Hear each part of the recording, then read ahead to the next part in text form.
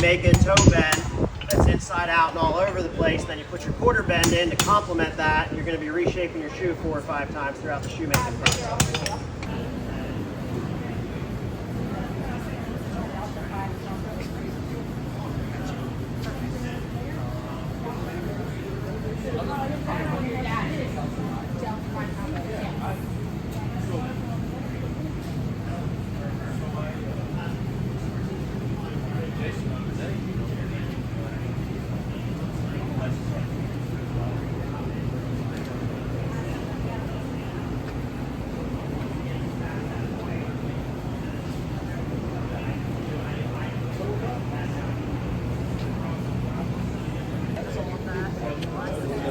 I just like that.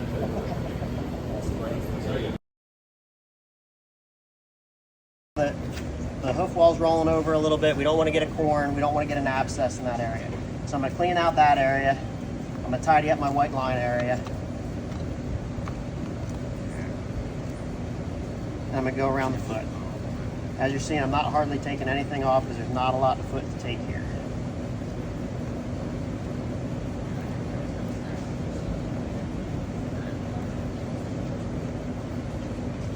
Just because you can take something off a foot doesn't mean you should.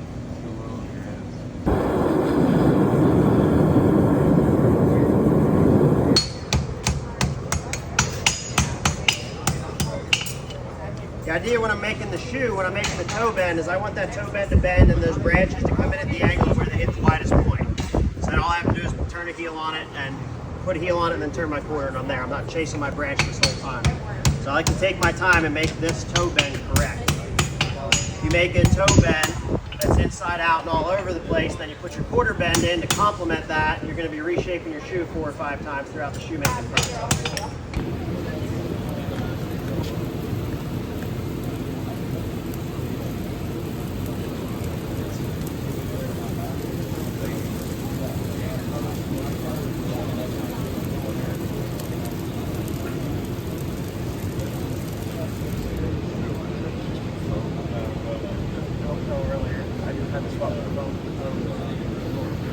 But most of my videos are on the phone.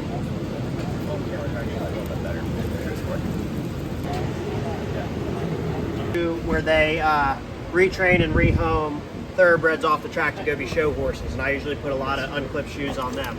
So I have a couple little tricks and stuff to keep that shoe from sliding on you. It can be one of the more difficult things to do, nailing a shoe on a horse. So check my fit again. Happy with it. So I'm going to start with that nail.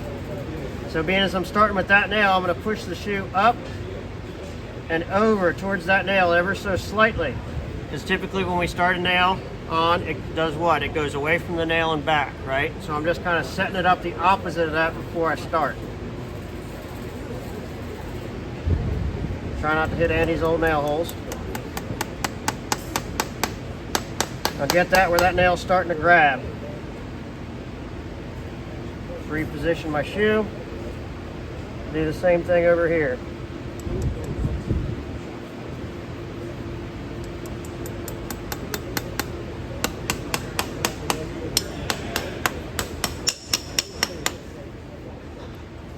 How far did you set your shoe forward of the foot before you started? Just a little bit, not a lot.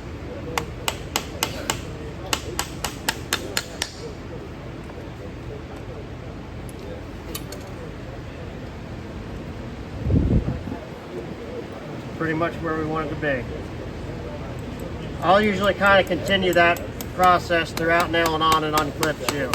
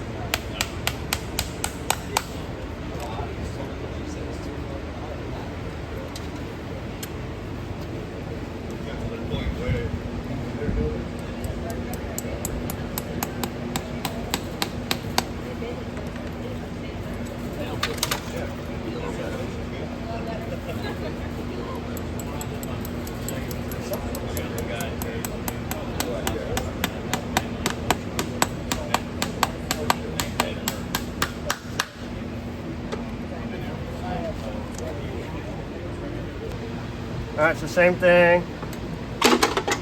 I'm right-handed. I just like driving that nail first. Can you talk about right hand, left hand syndrome? Yeah, Since you brought it up. right. So left hand, right hand syndrome, I see it more in the trim than anything, right? Absolutely. So you'll see me do a lot of this when I'm working, and that's try and negate that, right? Because it's easy to say, nope, I'm holding your leg right here and I'm trimming your foot like this, right? But I like to try and get here and let that foot hang naturally when I'm trimming and not let my body and my dominant hand apply to it. Yeah, so I'm just sliding the shoe. That's where it fits. I'm going up and then towards that nail. This is just on an unclipped shoe. This can be tricky now on unclipped shoes on. So I start my nail, and I can feel it starting to slide.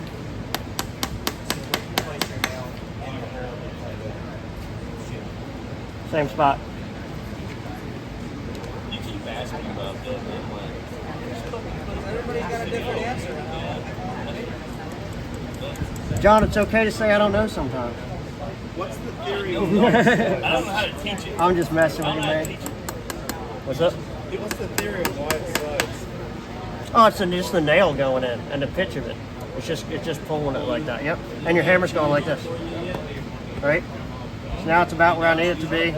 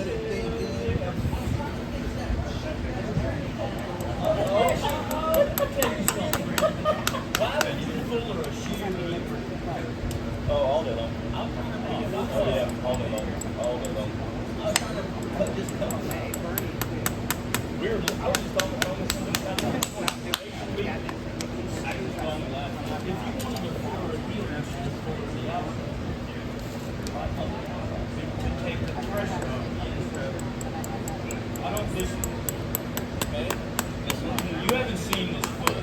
That's what I told Jake about that foot. I can tell you so it's a lot better now, but the inside